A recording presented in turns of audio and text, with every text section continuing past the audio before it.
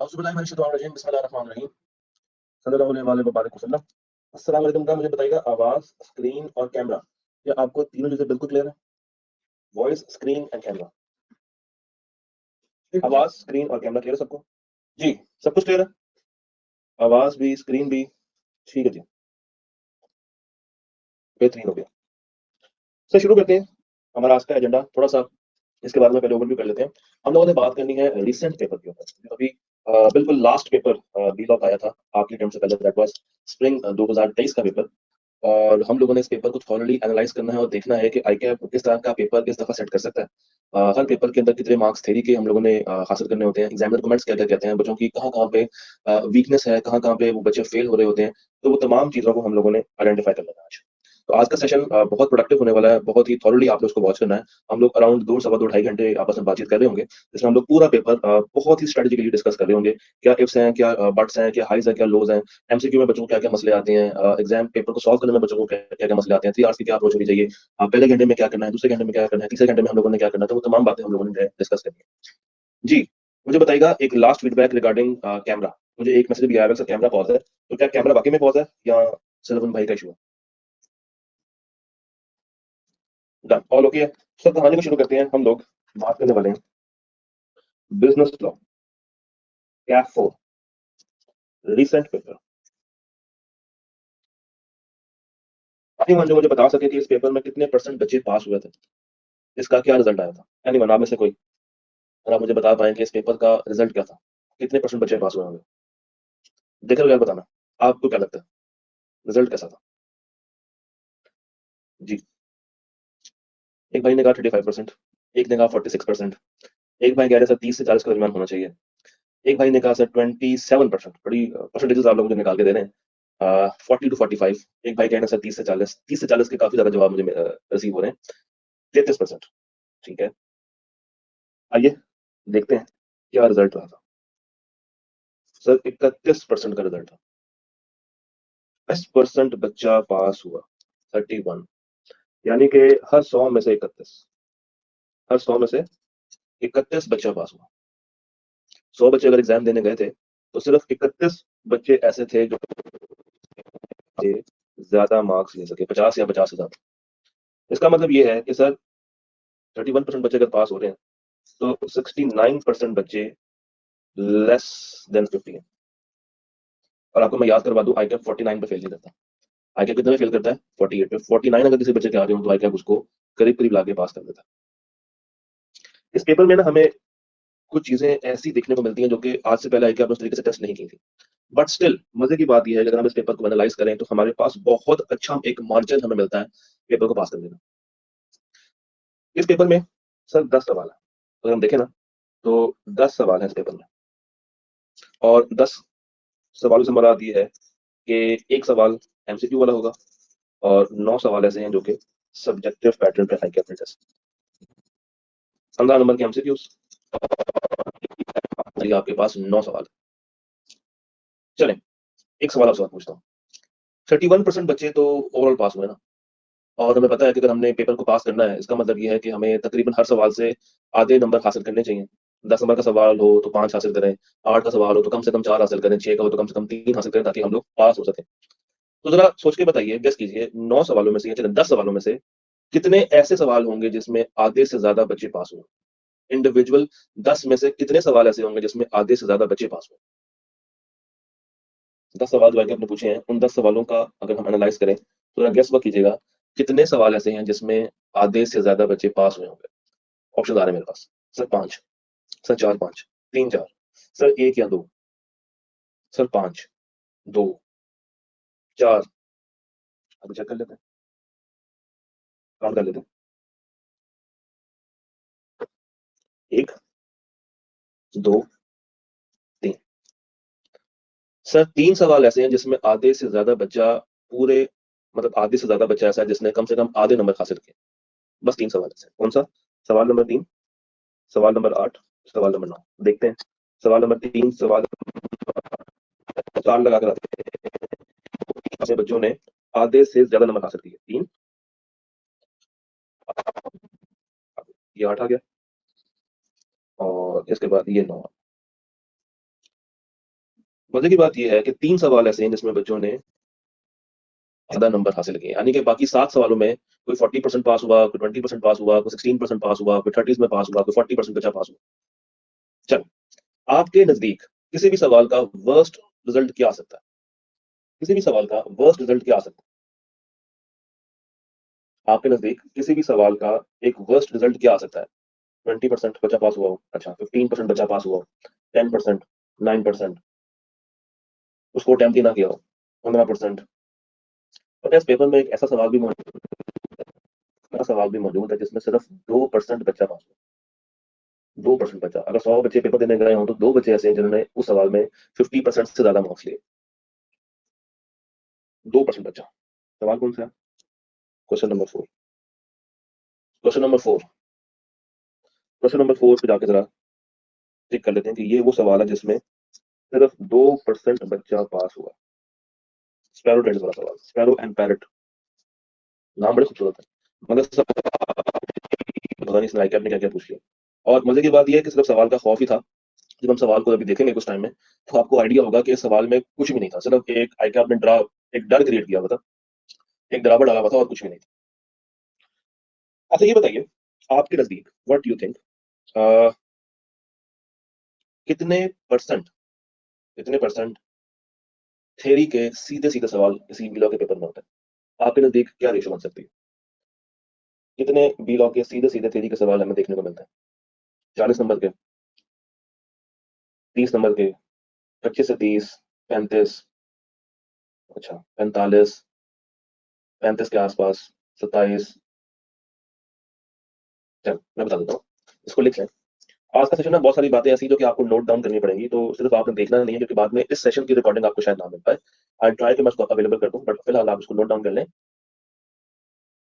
On average 1/3 of your paper, on average 1/3 of your paper, paper 100 marks की बात कर रहा हूँ, on 1/3 of your paper out of 100 marks is pure cramming theoretical paper. और ये इस पेपर में भी आपको देखने को मिलेगा सर 34 नंबर ऐसे हैं इस पेपर में जो कि स्ट्रेट फॉरवर्ड है। 34 मार्क्स, बिल्कुल सीधे सवाल जिसमें कोई लॉजिक सवाल में थी ही नहीं, सिर्फ वन लाइनर, टू लाइनर थे। आपने सिर्फ 34 नंबर हासिल करने थे अपनी याददाश्त के साथ, एक अच्छी क्रैमिंग के साथ। 34 बिल्कुल स्ट्रेट फॉरवर्ड मार्क्स, कोई इफ नहीं, कोई बट नहीं, कोई कुछ नहीं। It was just cramming, it was just cramming. जब भी आप एग्जाम हॉल नहीं नहीं, मैं भी इसमें एमसीक्यूज की बात ही नहीं कर रहा।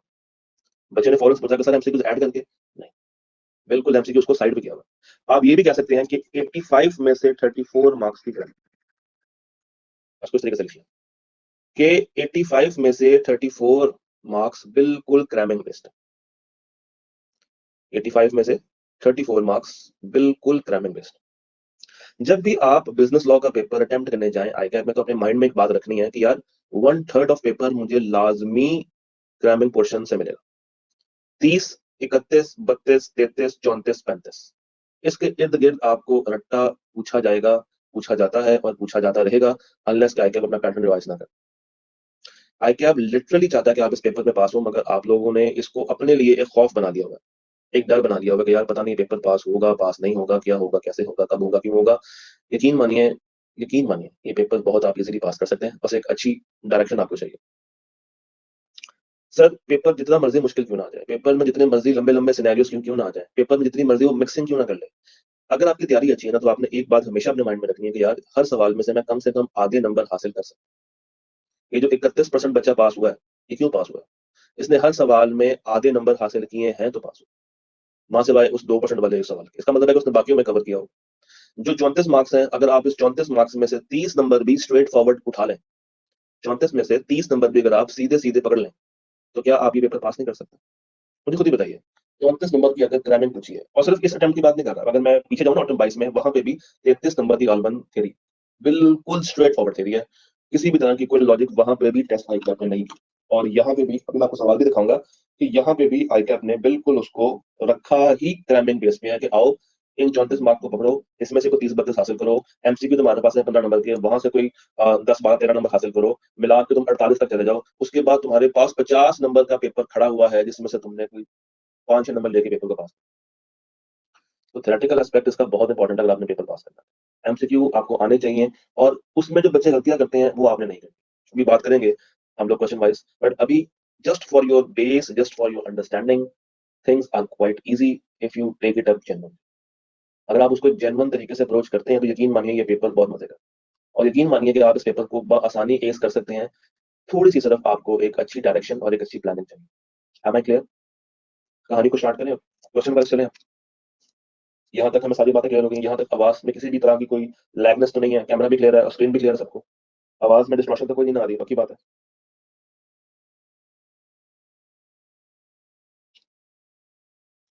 एक खातून को लैग आ रहा है, वो ज़रा काइंडली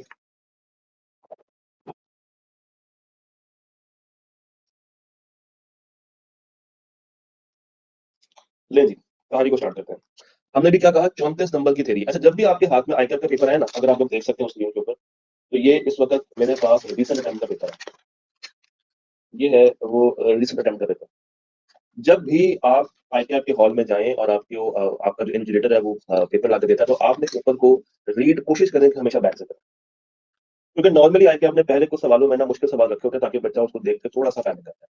तो कोशिश आप लोगों ने ये करनी है कि जब आप आईटीआर के सेंटर में जाते हैं पेपर अटेम्प्ट करने के लिए, तो you should start from the end. मज़े की बात ये है कि अगर हम उसका लास्ट पेज देखें ना, लास्ट पेज, आपको मैं यहाँ से भी दिखाता हूँ। If I see the last page, तो लास्ट पेज पे सिर्फ और सिर्फ आईटीआर ने ग्रामर नहीं पूछी है। लास्ट पेज में मेरे पास 2 सवाल है, हर सवाल के 2 पार्ट्स हैं और 4, 8, 12 थ्योरी आखिरी पेज पे पड़ी हुई है। 19 नंबर की थ्योरी आखिरी पेज पे पड़ी हुई है, जिसमें आपने सिर्फ और सिर्फ ग्रामिंग बतानी है। और मजे की बात ये है कि जस्ट उस नंबर 8 का जो पार्ट बी है, ये भी 3 नंबर की थ्योरी, ये भी 3 नंबर की थ्योरी है। तो सर 19 जमा 3, 22 नंबर तो सीधे-सीधे आपको एंड में मिल जाते हैं।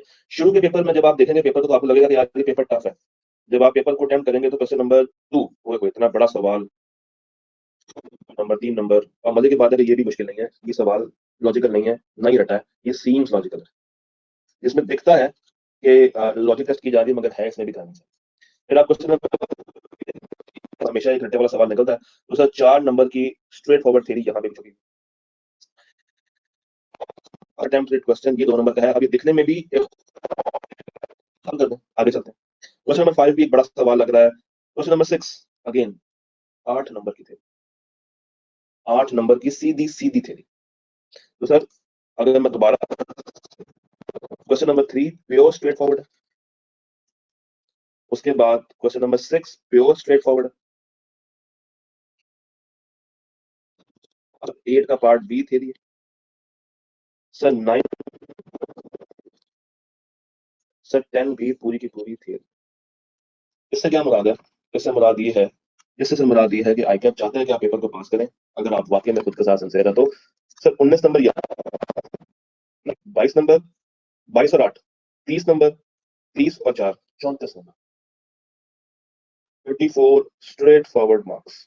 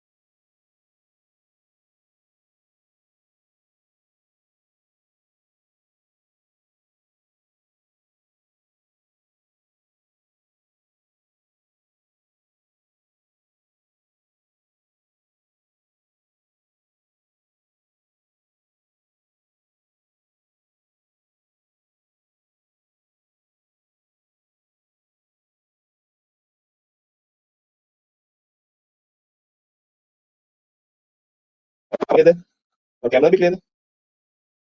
क्या आवाज और कैमरा दोनों चीजें क्लियर है इस टाइम पे?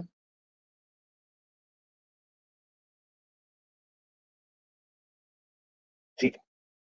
तो सर हम लोग ये मार्क्स काउंट कर रहे थे, 34 नंबर हमें नजर आ रहे हैं। 34 नंबर हमें नजर आ रहे हैं बिल्कुल सीधे सीधे। तो देखते हैं कि आपने क्या क्या पूछा है 34 मार्क्स में से। अच्छा, आपने कोशिश ये करनी है कि जब आप एग्जाम देने जाए ना, तो जो आपका फर्स्ट आवर होता है, अब ये पॉइंट लिख लें, ये पॉइंट लिख लें। जो आपका फर्स्ट आवर है, पहला घंटा, आपने उस पहले घंटे में क्या करना है, जितने सीधे सवाल है ना वो सॉल्व कर लेना है। क्योंकि वो कॉन्सेप्ट्स आपके माइंड में होंगे, रट्टा आपके माइंड में फ्रेश लगा हुआ होगा, तो आप फौरन से उसको कागज पे ले आएं। अगर आप पहले कोई कॉन्सेप्चुअल सवाल सवाल करना शुरू कर देंगे, कुछ लॉजिकल सवाल भी उतर जाएंगे, कुछ अपने कमेंट्स दे रहे होंगे किसी सवाल में, तो चांसेस हैं कि फिर आप बाद में पैनिक होकर सीधे सवालों को भी अटेम्प्ट नहीं कर पाएंगे। तो फर्स्ट थिंग फर्स्ट, ये पॉइंट नोट कर घंटे में जितने ज्यादा क्रैमिंग वाले सवाल सॉल्व कर सकते हैं। Your first hour should be spent on the cramming based questions plus seems logical question. क्योंकि cramming based अगर आपको आता है तो आपको आता है, और अगर आपको चीज नहीं आती है तो आपको वो चीज नहीं आती है। इसमें आपने अपनी तरफ से तो कोई सेल्फ राइटिंग करनी नहीं है। जो चीज आपको पता है, जो चीज आपसे एग्जामिनर ने मांगी है, आपने वही बात एज इट इज उठा के रिप्रोड्यूस कर देनी है। तो first hour should be spent on what, straight forward questions. और उसके साथ साथ एमसीक्यूज भी आपने पहले घंटे में करने हैं। तो लिख लें फर्स्ट आवर, लिख लें फर्स्ट आवर,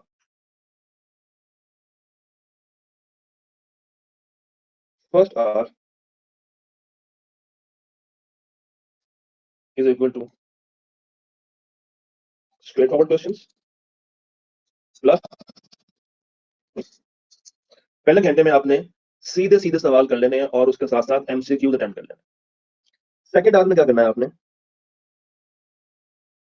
सेकंड आवर में आपने क्या करना है सर, सेकंड आवर में आपने वो सवाल सॉल्व करने हैं जो कि सीम्स लॉजिकल है। जिस तरह इस पेपर में एक क्वेश्चन है, क्वेश्चन नंबर 2, वो लॉजिकल सवाल नहीं है, उसमें सिर्फ उसने हल्की सी आपसे एक सिनेरियो को डिस्कस किया और नीचे जो सवाल पूछा है वो रटे वाला है। तो second hour should be seems logical question plus seems logical सवाल प्लस इसमें आप जो लॉजिकल सवाल हैं वो अटेम्प्ट करें जो आपको आते हैं। और उसके बाद जो आपका थर्ड आवर है, डिफिकल्ट लॉजिकल सवालों के ऊपर हाथ डालना है अगर कोई एग्जाम में है तो। अगर आईकैप एग्जाम में जो मिलते हैं तो वो आपने अटेम्प्ट करना है। यानी कि इन अदर वर्ड्स में आपसे क्या कहना चाह रहा हूँ सर, कितने मार्क्स की थ्योरी है, सीधी सीधी 34 नंबर की है और 15 नंबर के एमसीक्यूज हैं सर। 2 घंटों में, 2 घंटों में ना आप तकरीबन पर को अटेम्प्ट कर सकते हैं। बी लॉ के पेपर में कभी भी टाइम मैनेजमेंट इशू नहीं होता। बी लॉ के पेपर में कभी भी टाइम मैनेजमेंट इतना कोई खास इशू नहीं होता। आवाज का मसला फिर से आ रहा है? क्या वॉइस फिर से लैग कर रही है?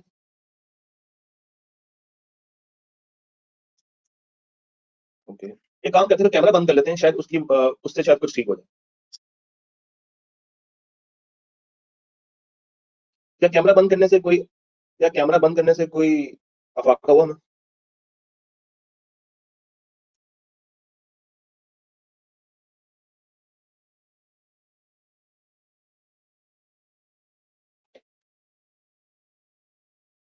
जी, क्या हमें कैमरा बंद करने से कोई फायदा मिला?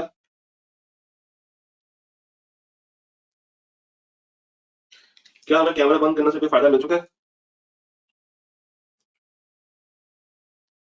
चलें, शक्ल जरूरी नहीं है शक्ल, आपने बातें को जाना जरूरी ज्यादा है।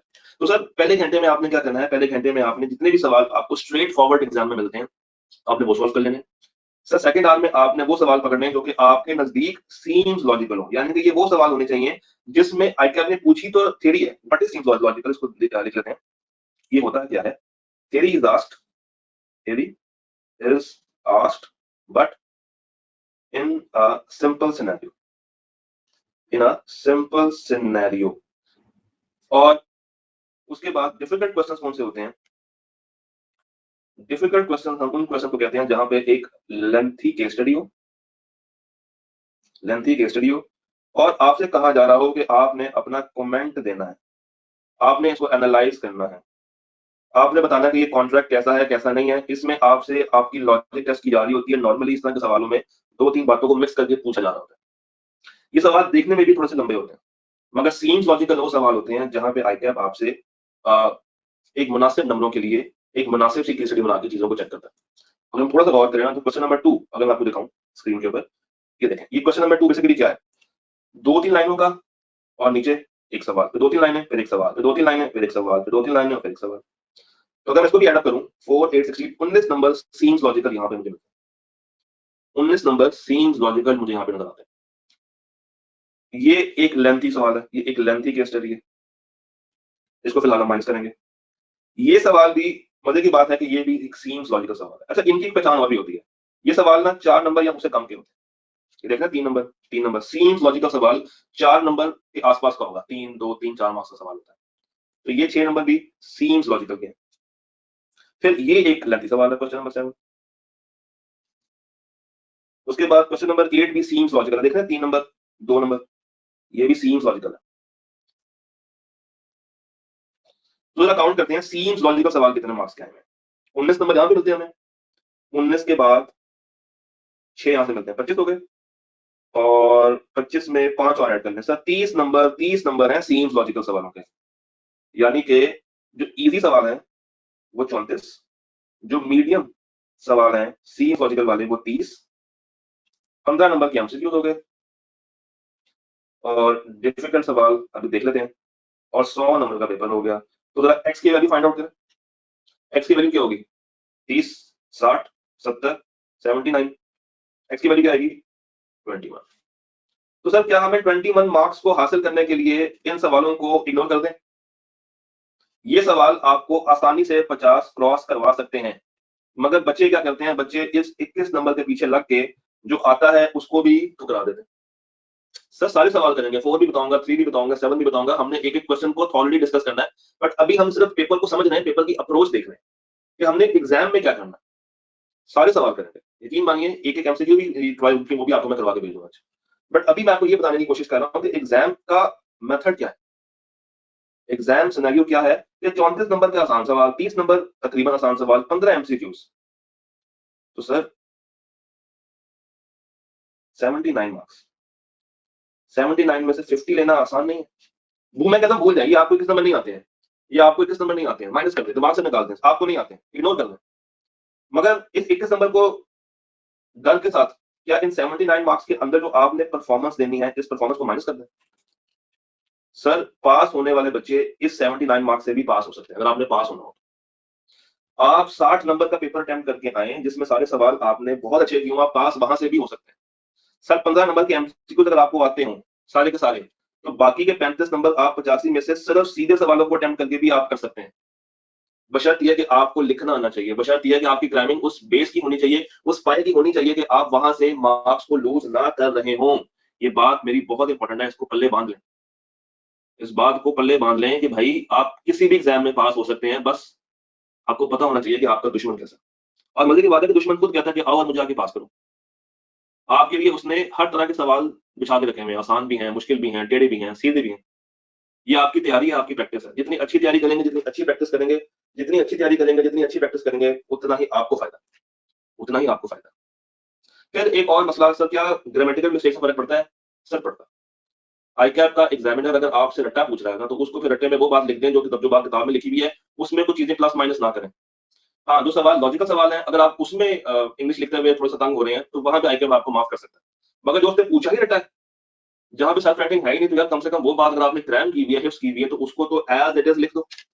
उसमें तो किसी भी तरह की कोई मिस्टेक ना करो। तो क्या आपको ये पेपर की ट्रिक समझ आ रही है कि बी लॉ के पेपर को अगर मुझे पास करना है, तो मुझे इन बातों का बहुत ध्यान रखना पड़ेगा। If I have to pass this paper, मुझे इस तरह की बातों को बहुत जो है लॉजिकल देखना पड़ेगा।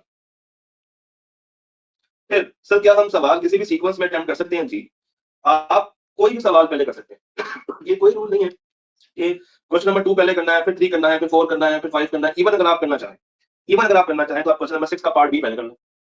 भाई मुझे क्वेश्चन नंबर 6 का पार्ट बी बहुत अच्छा आता है, मैं चाहता हूं कि मैं ये सवाल सबसे पहले अटेम्प्ट करूं, आप करें। किसने धोखा है आपको? एग्जाम शीट पकड़े, let me show you. Exam sheet पकड़े, ऊपर आपको एक बॉक्स बना मिलेगा ऐसा। यहाँ पे लिखें 6, यहाँ पे लिखें बी, यहाँ पे डालें उसकी हेडिंग,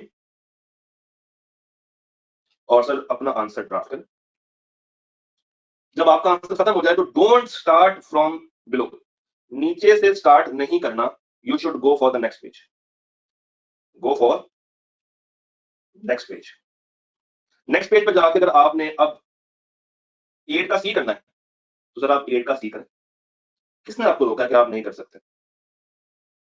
हेडिंग क्या लिखना होता है, हेडिंग में जो चीज आपसे पूछी जा रही है, अगर आप हेडिंग ना भी देंगे तो मसला नहीं है, हेडिंग अगर आप नहीं भी देना चाहते तब भी मसला नहीं है, देना चाहें तब भी ओके। सर क्या पेजेस एक्स्ट्रा मिल जाते हैं? जी बिल्कुल मिल जाते हैं, मगर मजे की बात यह है कि 27 सफ़ों की जो आपको शीट मिलती है ना, वो काफी होती है बिलो द पेपर को पास करने के लिए। उसमें से भी आपकी शीट्स बच रही होती हैं, 10 सवाल है ना, तो 10 सवाल शायद आपके 10 पेज से ऊपर जाए ना, या चले आप अगर बहुत भी लिख लें तो शायद 12-13 पेज लग जाएंगे। 27 पेजेस की जो शीट होती है that is more than enough कि आप उसमें रहते हुए पेपर को पास कर सकते हैं।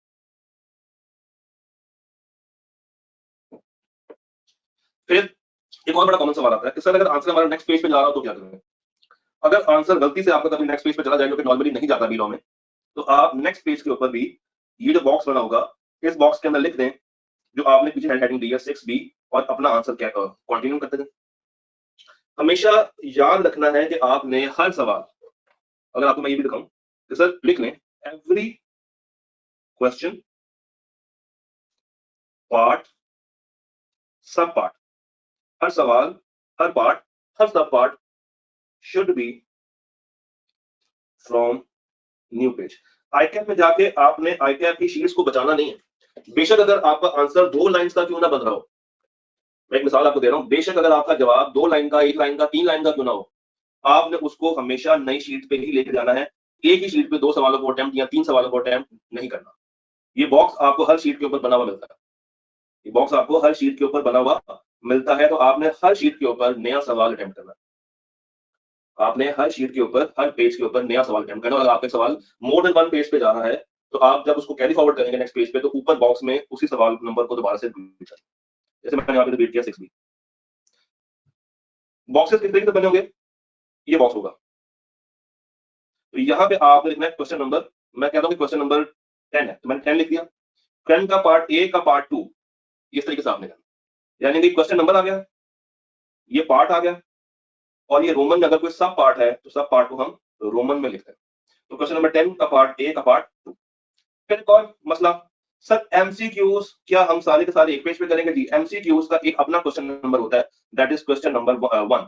तो आपने क्या करना है, क्वेश्चन नंबर 1 लिख दिया, आप आगे शीट के ऊपर, आप आगे शीट के ऊपर, तो शीट के ऊपर आपने सिर्फ ऑप्शंस देनी है, यानी कि 1 2 3 4 5 6 इस तरह लिख लें, और उसके बाद आपने यहां पे सिर्फ उसकी ऑप्शन देनी है, पूरी स्टेटमेंट नहीं लिखनी। डू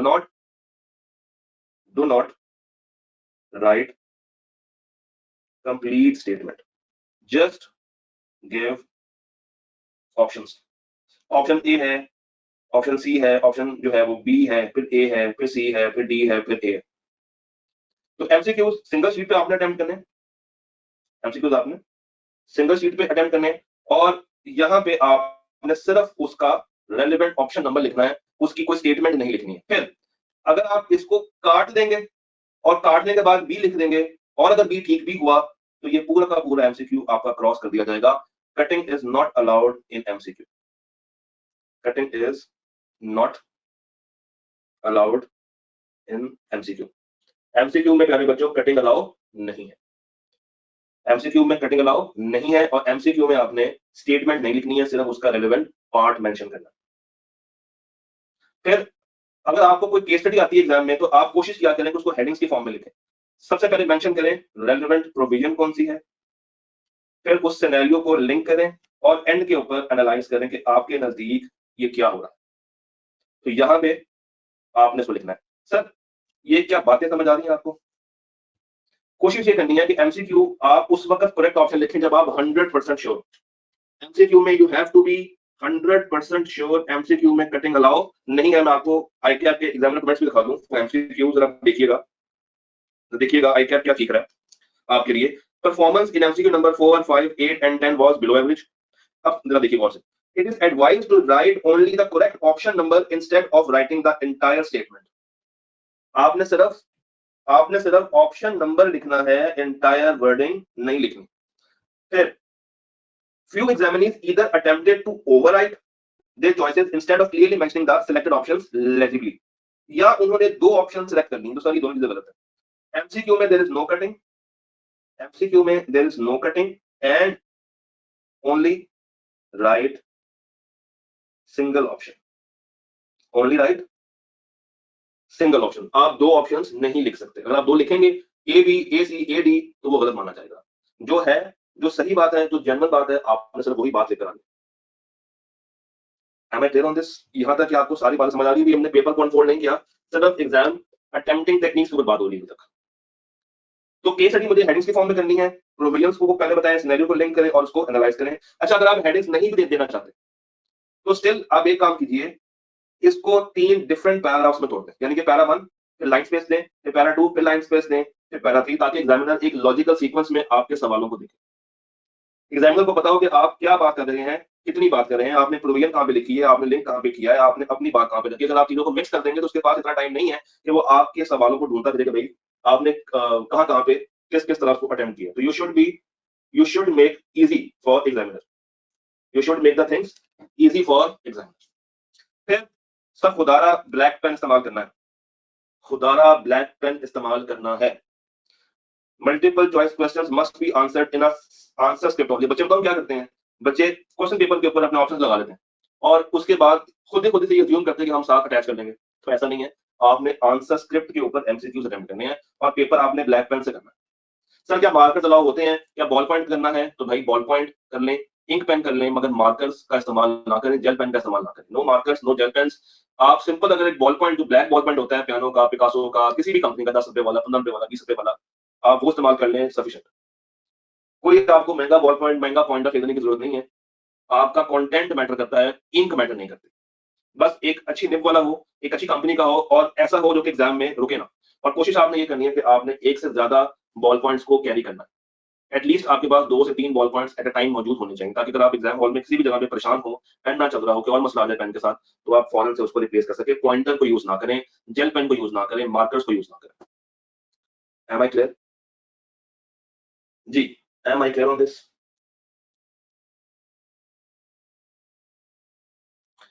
सर एमसीक्यूज में तो आपने कहा कि कटिंग नहीं कर सकते, क्या हम क्वेश्चंस में कटिंग कर सकते हैं? जी बिल्कुल, क्वेश्चंस में कटिंग अलाउ है, मगर वो कटिंग ऐसी नहीं हो कि आपने बेचारे को परेशान कर दिया। मतलब अगर आपने अगर एक वर्ड यहाँ पे लिखा है ना, लेट्स सपोज मैंने लिखा है कॉन्ट्रैक्ट, तो एक तरीका है काटने का, ये ये अलाउ है। ये नहीं करना, ये नहीं करना। ये जो मैंने ब्लू से किया है ना, ये काम नहीं करना। हाँ, जिस तरह मैंने लाल से काटा है, आप उस तरीके से काट सकते हैं। बच्चे क्या करते हैं? बच्चे बिल्कुल इसको खराब कर देते हैं पकड़ के, तो ये आपकी प्रेजेंटेशन को मजीद खराब करेगा। डन? अच्छा, फिर इसमें एक और बात सुन लें, मार्कर्स ICAP ने एक्सप्रेसली मना नहीं किए, मगर ICAP मार्कर्स को पसंद भी नहीं करता। एग्जामिनर्स या ICAP ने मार्कर्स को एक्सप्रेसली मना नहीं किया, मगर वो मार्कर्स को पसंद उस तरीके से नहीं करता। तो आपने कोशिश करनी है कि अवॉइड करें। बट अगर आप लेके जाना चाहते हैं और हेडिंग्स बनाना चाहते हैं तो बना सकते हैं, कोई मसला नहीं है। मगर जेल पेन जो है वो मना है, क्योंकि उसकी इंक फैलती है और आपका पेपर स्कैन होना होता है। तो आपने बस कोशिश ये करनी है कि अच्छी कंपनी का ब्लैक बॉल पॉइंट हो, that is more than enough, more than sufficient. तो अब आपको पता चल गया कि आपने पेपर को सॉल्व किस तरीके से करना है, आपको पता चल गया कि आपने सवालों की सीक्वेंस कोई भी आप कर सकते हैं, first hour strategy, second hour strategy और थर्ड आवर स्ट्रेटजी। अब आपको क्लियर है? Am I all okay with this? Can I assume कि आपको बातें सारी की सारी क्लियर है?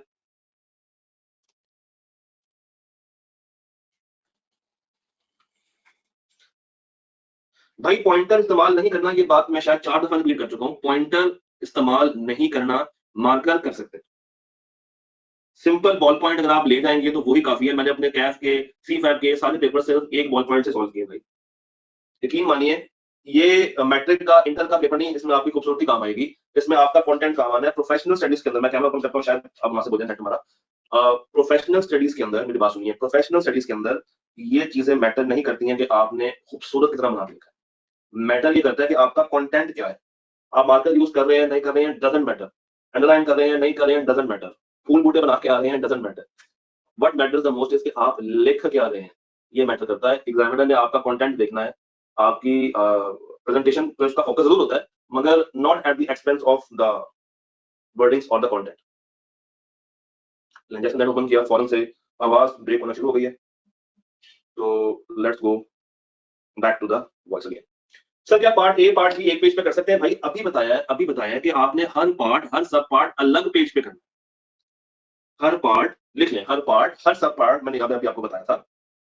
ये देखें, एवरी क्वेश्चन, हर सवाल या उसका पार्ट या उसका सब पार्ट आपने अलग पेज से करना है। एग्जाम हॉल में बैठ के ICAP की शीट्स को बचाना नहीं है। आपने पैसे पे किए हैं, आपने पैसे पे किए हैं। डबल साइड होता है, फ्रंट पे भी होता है, बैक पे भी होता है। फ्रंट भी होता है, बैक पे भी होता है। क्वेश्चन अगर आपको 10 में से 9 आते हैं, 8 आते हैं, तो उसका मतलब ये नहीं कि आपने बाकी भी अटेम्प्ट करके आने हैं, आप क्वेश्चन नंबर लिख लें, जितना आता लिख लें, नहीं आता तो छोड़ दें। मगर ये लाइन लिखने का मकसद ये होता है कि बच्चा इसको ये ना समझ ले कि चॉइस है।